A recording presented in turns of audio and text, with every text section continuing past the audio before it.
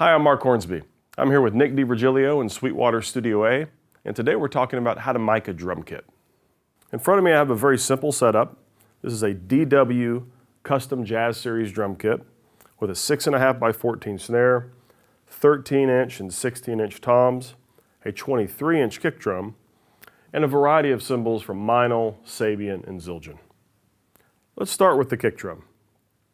On the inside we have the Shure Beta 52 dynamic microphone. It's about halfway through the drum, looking across the drum diagonally. So instead of being face to face with the beater, it's looking off to the side, putting the capsule of the microphone at a 45-degree angle from the beater and the air moving through the drum. On the outside of the kick drum, we have the Royer 121 ribbon microphone. These two microphones are going to work together to give us one sound. The Beta 52 inside the drum is going to give us the attack and the presence of the top end of the kick. The 121 on the outside of the drum is going to give us that warmth and roundness of the drum.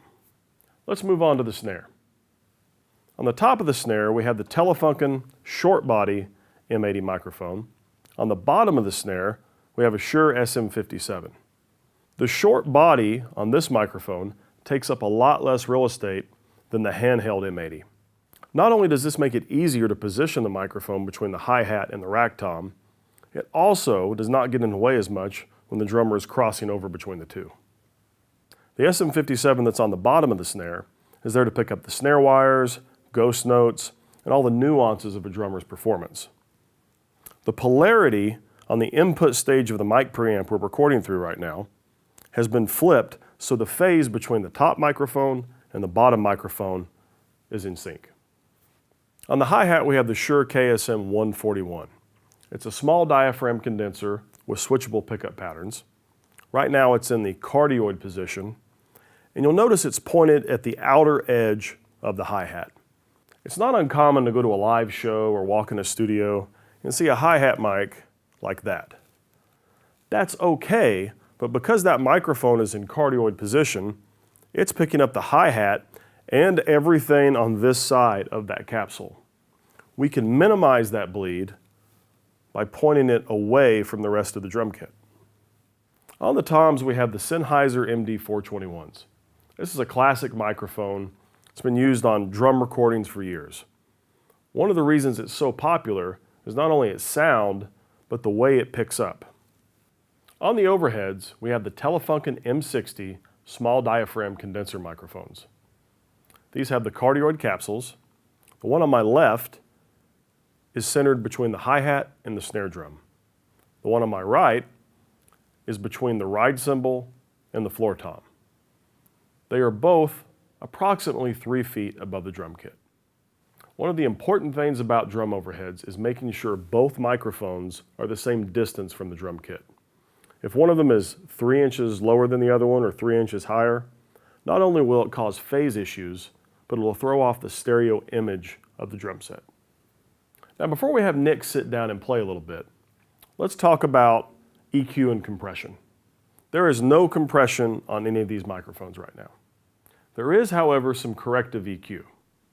And the reason I use the word corrective is, let's face it, drums are resonant instruments. The lower mid-range likes to ring. And sometimes that does not translate musically in a track.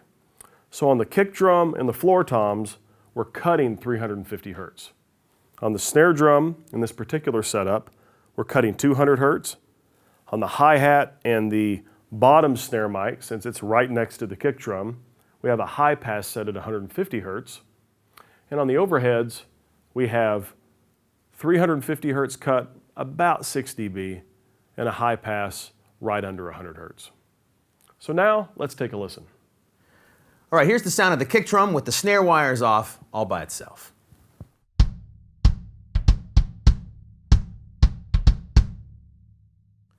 Now I'm going to put the snare wires back on because those snare wires definitely do make a difference in the drum set sound.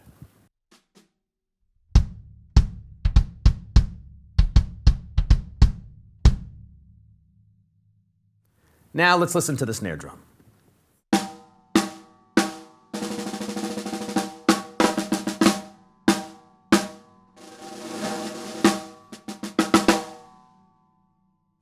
Now I'm going to play a couple of different variations on the hi-hat for you: closed, opened, and washy.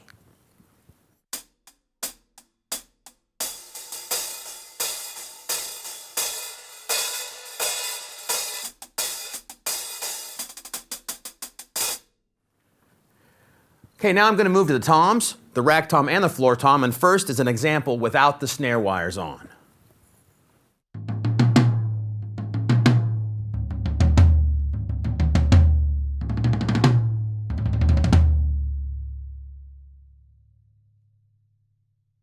Now I'm going to put the snare wires back on and do the same thing for you.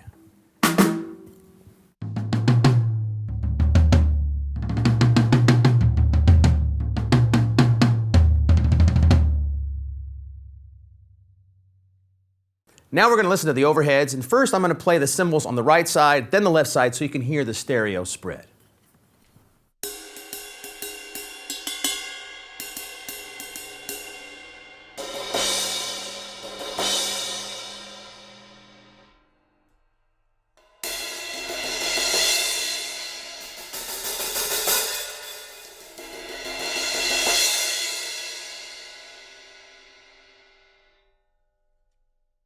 Now I'm going to play the whole drum kit for you so you can hear how all these microphones sound together.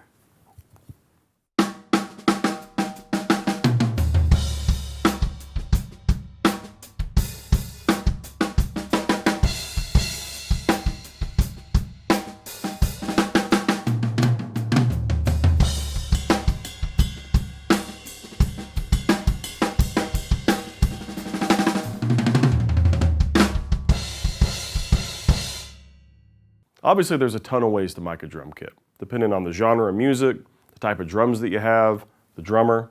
This is a great basic setup that will always give you good results. We hope you found this video informative, and thanks for watching.